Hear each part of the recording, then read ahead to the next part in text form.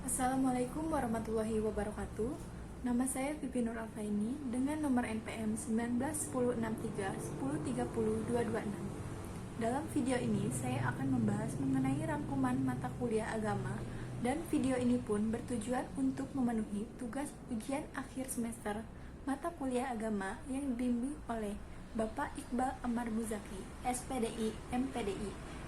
Nah, yang pertama yang akan kita bahas yaitu mengenai ruang lingkup akidah akhlak. Akidah adalah dasar-dasar pokok kepercayaan atau keyakinan hati seseorang, khususnya seorang muslim, yang bersumber ajaran Islam yang wajib dipegang oleh setiap muslim sebagai sumber keyakinan yang mengikat.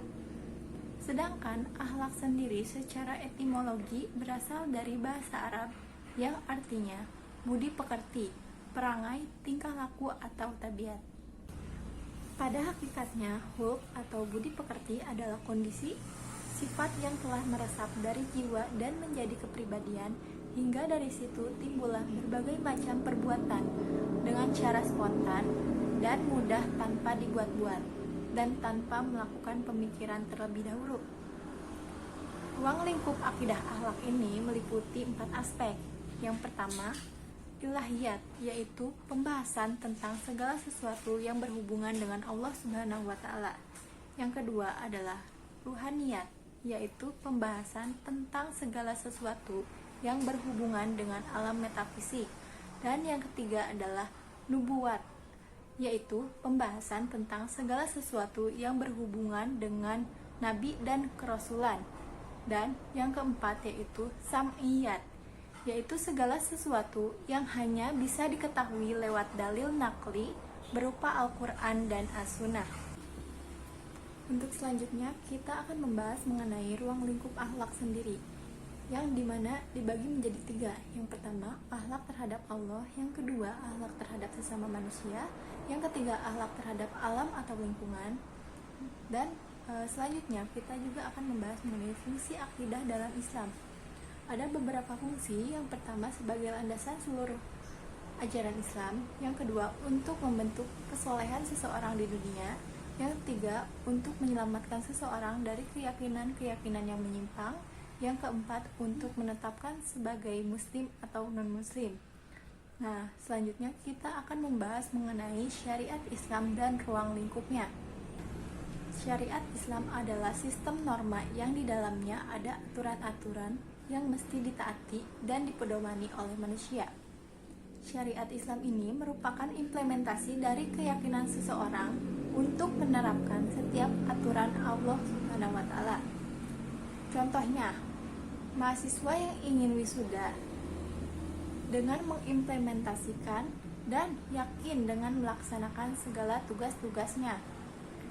Cakupan syariat ini ada beberapa. Yang pertama, hubungan manusia dengan Allah. Yang kedua, hubungan manusia dengan manusia. Dan yang ketiga yaitu hubungan manusia dengan alam.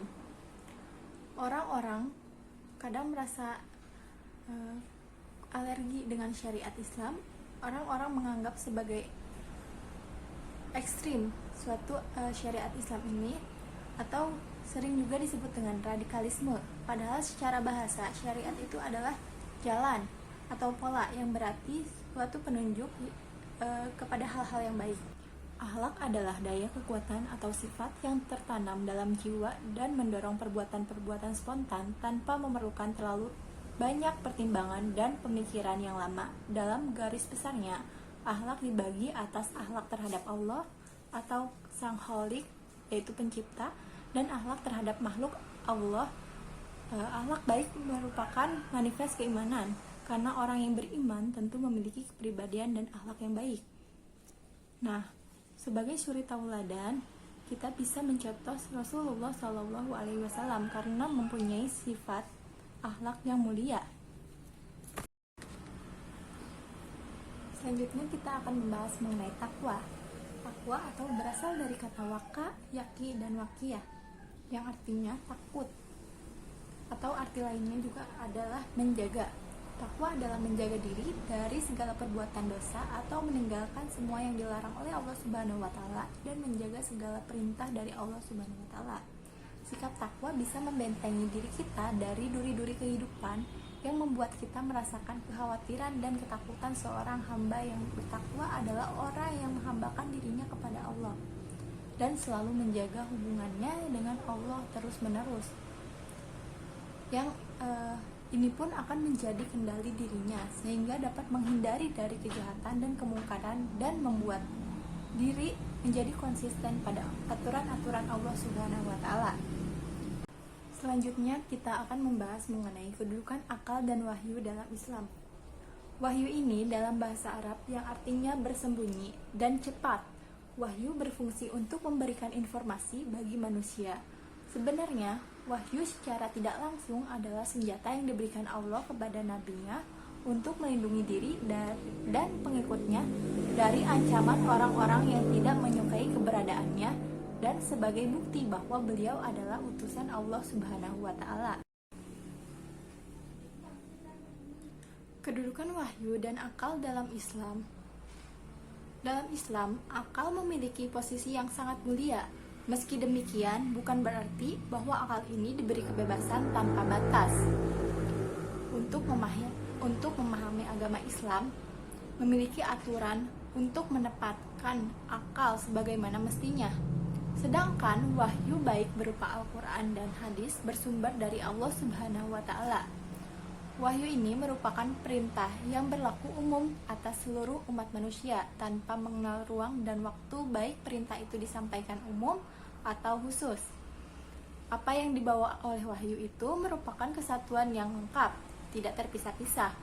Wahyu itu menegakkan hukum menurut kategori perbuatan manusia, baik perintah maupun larangannya. Nah, yang terakhir yaitu mengenai pendidikan akhlak. Pendidikan akhlak ini harus diajarkan sejak kecil, baik itu di lingkungan rumah maupun di lingkungan sekolah, supaya terbiasa hingga dewasa nanti. Nilai dari pendidikan akhlak tidak lepas dari pendidikan agama. Nilai dari pendidikan akhlak ini adalah akhlak itu sendiri. Karena akhlak merupakan dimensi manusia yang sangat diutamakan dalam pendidikan agama Islam. Sebab yang baik adalah yang dianggap baik oleh agama, dan yang buruk adalah yang dianggap buruk oleh agama. Oleh karena itu, nilai-nilai akhlak dan keutamaan akhlak dalam masyarakat Islam ini sangat diutamakan yang diajarkan oleh agama. Ilmu dalam Islam terbagi menjadi 3 bagian, yaitu mempelajari, mengamalkan, dan mengajarkan. Jadi mengamalkan ilmu harus dilakukan karena ilmu yang tidak diamalkan adalah ibarat pohon yang tumbuh dan berkembang tetapi tidak ada buahnya. Ilmu yang sudah dipelajari akan menjadi sia-sia dan tidak ada gunanya. Imam Al-Ghazali dalam kitab Ayyuhal Walad memberikan nasihat kepada muridnya.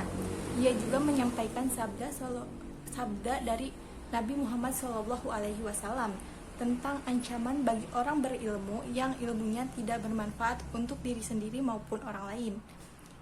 Di mana sabda tersebut berbunyi, manusia yang paling berat mendapatkan siksa di hari kiamat yaitu orang yang mempunyai ilmu yang Allah tidak memberi manfaat atas ilmunya.